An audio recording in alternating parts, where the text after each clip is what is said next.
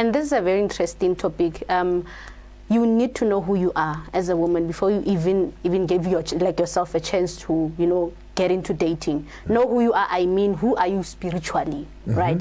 Each and every one of us have a purpose to serve, especially as women. We have different gifts to serve. So if you don't understand who you are, the person that you bring in, you'll have no idea what are you bringing on the table. But if you know who you are, you'll definitely attract someone who aligns with your purpose as a woman. And it will be easy for you to serve your purpose in his life. And you'll be able to actually build and expand his empire, because what you guys are building together is in alignment with what he is building as an individual. So as a woman, you need to know who you are spiritually for you to be able to engage, to even serve your purpose in his life. Because you are not only going to be kissing, making babies and all that. There's a role bigger than that we need to play, right? When you get into another family as a woman, you are not only going there to be called Magodis just so that everyone knows that you are married into that family. You are there to serve a purpose. There's a puzzle that you need to fit to make sure that that clan grows.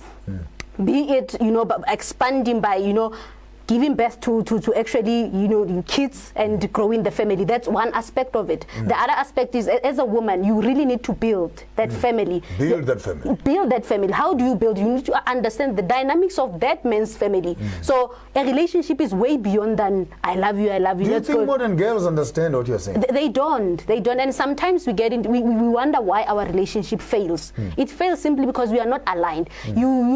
We come from different backgrounds. That's a fact. We come from different backgrounds, and we find out our cultures differs, our spirituality differs. So when I just get into a relationship with a man who I don't know, I actually don't know where he comes from, it becomes a problem in a sense that I will actually find myself confused. Not only confused, in a space that I can't breathe simply because I don't even know what am I doing there. I feel suffocated. I can't even, serve my purpose. And you jump from that relationship into another one.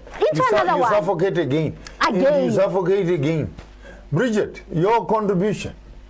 I want to build on what she is saying. I think it starts also when you start a relationship. Get to know the passage that man comes from. Get to know it first, which is the mother of this man. Because now, if you are not connecting with that woman spiritually, and when you meet, already somewhere along the line you are doomed. When you go into another family, you need to know what is my purpose? What am I going to do? What am I going to change in that family? Firstly. Now, if I say I love you, okay, what is love? What is it that I love about you? Do I love myself enough to say I love you? Do I respect myself enough to say I am going to respect you? I am going to submit under you. What is submission? Because of now submission has been diluted. That's why it has cost the GBV. Because of now, in the churches, when they speak about submission, is be a doormat. As a woman, you need to submit under this authority of this man. But submission is something totally different. Because of we are equal when it comes to Father Yahweh. We are both spirit. There's no spirit less than the other. There isn't any. But then now it has been made into a society that as a woman, you just need to say, Yebo Baba, Yebo Baba. And going back to what she's saying about submission, what are you submitting to as a woman? It goes back to, do you know the person that you love? It's just that fascination of emotions right now, like you feel like, okay, he's attractive, then I love him. Do you know where he comes from? Do you know his spirituality? Because the moment you submit, you don't only submit to other ideology or be a doormat. You are submitting to his way of doing things. You are submitting to their own culture. Exactly. Because if they say in this family, we don't do this. We don't do this. You're not gonna do it. If they say now, Mama's at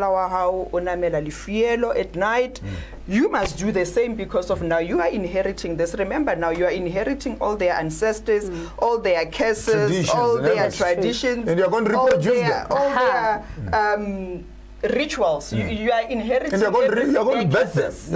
You're going to birth them one way or the other because of now you are in that family. You're saying, I'm taking everything. When I say I love you, I'm taking everything of yours. So I mustn't be surprised when I see my children go through the very same things that I've inherited in that family. And now for me, again, it's another thing because of I've got my own things that I'm coming from my family. And then I've got these ones now. So now it's a combination. Yeah. It's a jungle. Let's move to the deeper end. I want us to get there. Is it your submission that relationships must unite firstly at a spiritual level before they unite at a physical level? And if they do so, what are the advantages and the benefits of spiritual alignment prior to physical engagement? Well, I believe we should really align spiritually first. And there are many ways of doing that, communication, and don't just come up with conversations that where do you come from? Like, we need to get deeper. What's your favorite color? You know, I don't want What's that. your favorite color? I want to understand what kind of an African are you? What is your culture? What do you, when you come across some certain situation, what do you do? When your child is sick, how are you going to deal with the matter? Are we taking him? What do you do with the placenta of the child after what they are do you born? do with it? We want to know. So that's where you learn. Okay, I align or I don't align. Because once you say I do, that means even when you guys have children, that's what you are going to do. Wow. So spiritual alignment first. And that means that we must have real conversations, not the ones we see on TV. Bridget, I want you to pick up on that. Yes. When she's saying real conversations, what could be the attributing factors of a real conversation? The real conversations is, what is your totem? Firstly, let's start there. What is your totem? That I know. What is your totem? If you are serving the marine spirit, then I know that obviously what I will be dealing with. We're dealing with the waters here. I'm dealing with the waters here. When they say it's Ngwenya, I know very well that I have a crocodile here. I have a crocodile here. In Ndlovu. I have an elephant. You know, I've got all the jungle. I know how this. They are going to be bullying and walking and trampling and walking over everything. What element? And if you have a monkey like myself, you're gonna be climbing trees. And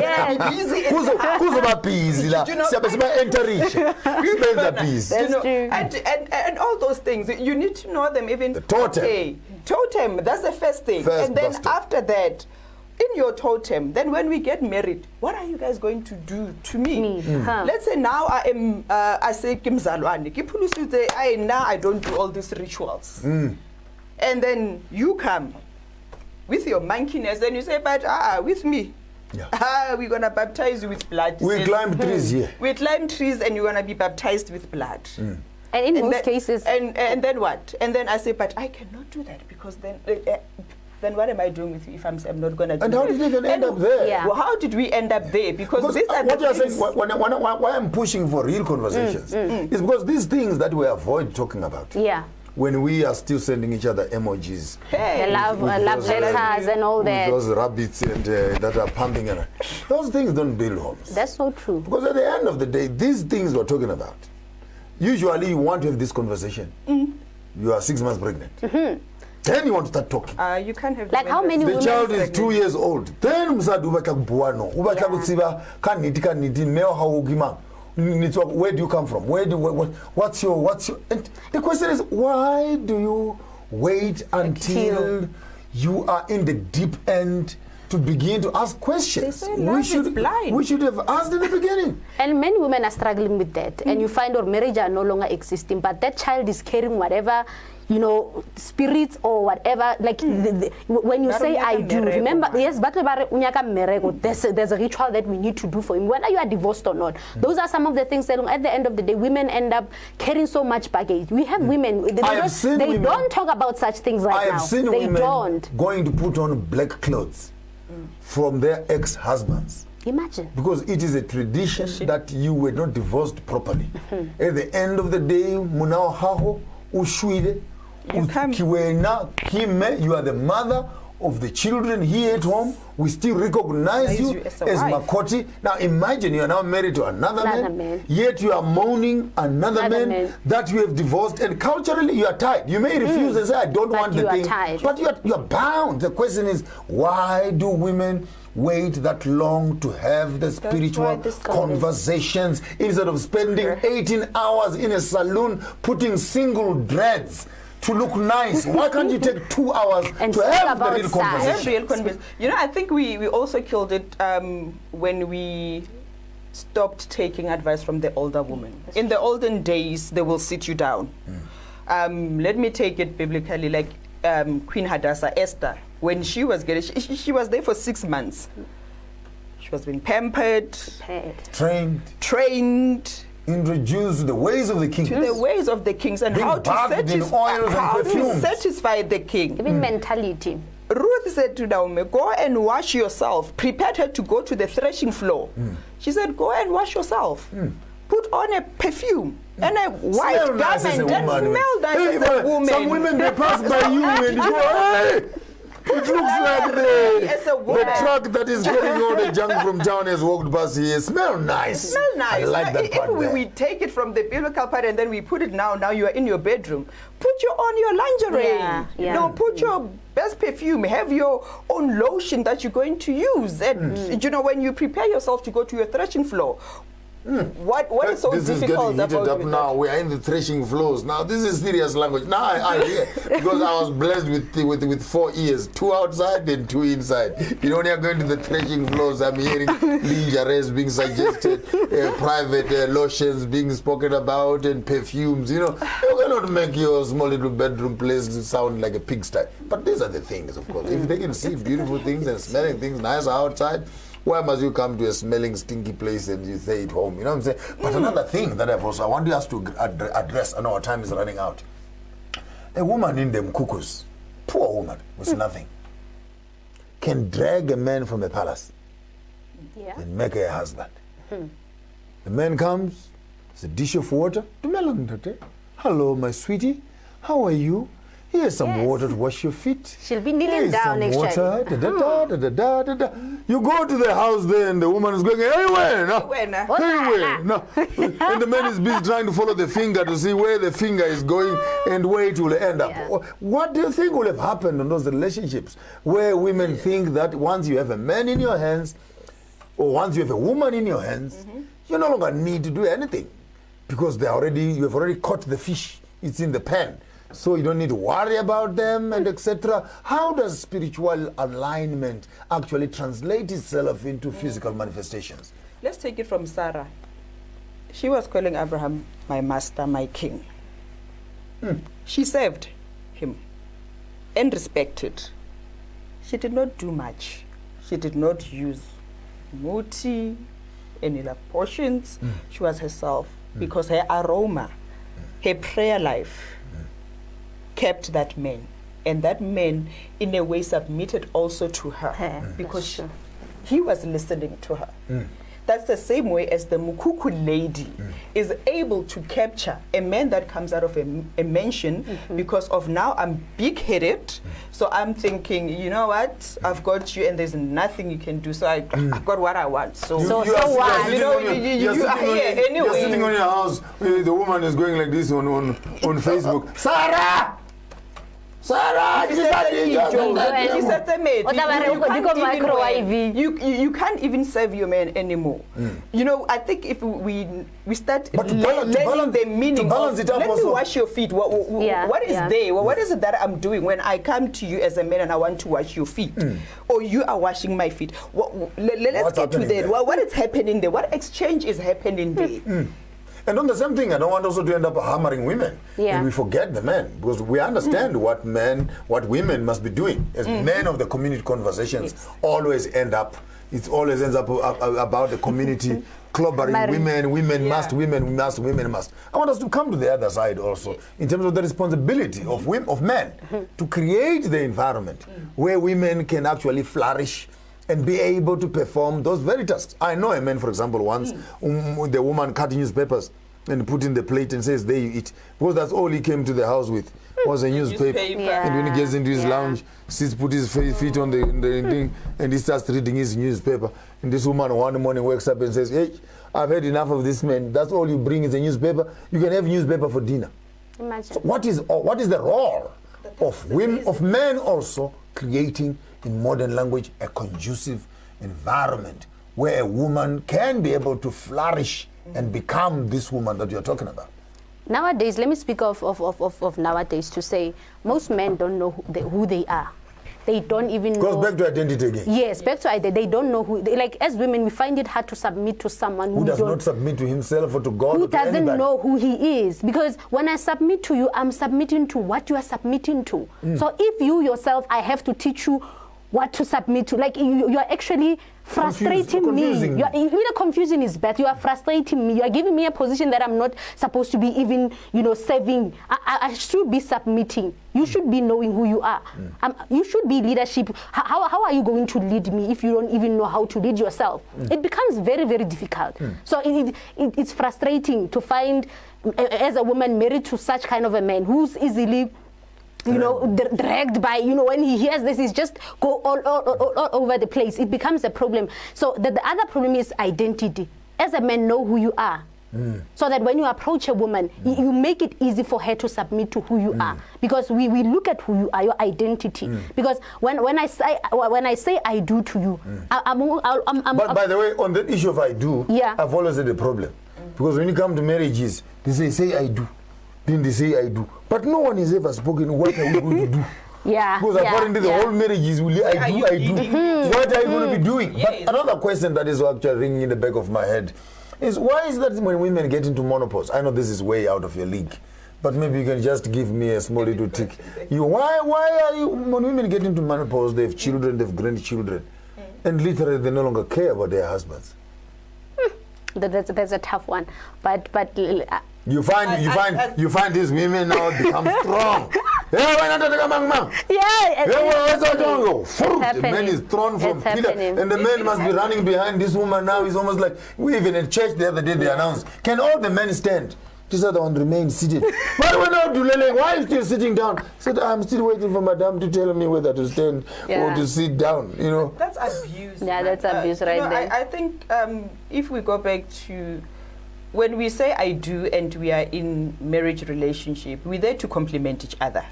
We are not there to compete against each other. Because now you look at the element of men and you find, I cannot expect love from you if you don't know what is love. You have never received love from home. You come from a fatherless family, and probably you were also molested when in your childhood. A lot of things happened to you. And now I get into the picture. I really do not know the demons that you were dealing with as you were coming. Now you want me to be a mother. I need to play that part of being a mother, a father, a sister, and this and this and this to you. Now it is no longer a marriage when it comes to it's a burden now. It's a psychological word now. So this man is counseling. And men like that find themselves insecure. Sometimes you women, sometimes you get into relationships because you want to become a nurse, you want to become a mother, you want to fix a problem, and then you work on the problem. When the problem is finally fixed, the question is, what makes you think that I still need you as a nurse? Because now I'm okay. Now I'm sad, because I'm fine now. I'm sorted. So maybe sometimes you plug in a relationship at the wrong angle, where you think that you can fix issues. Your last comments, your advice to women out there in exactly less than 20 seconds. What are you going to be telling women out there? Well, as women, you need to know who you are. Like, you need to know who you are spiritual, so that you are able to serve your purpose into the world. Madam? Women know that everything is fixed through prayer, because nothing beats the prayer. When you go to a threshing floor, you'll not get up without Father Yahweh saying anything to you. He will give you the mandate, he'll give you the structure, he'll give you the solutions. You'll never come back empty-handed. So always go on your knees, you'll come back with your answer. Private conversations will always lead you to public appearances.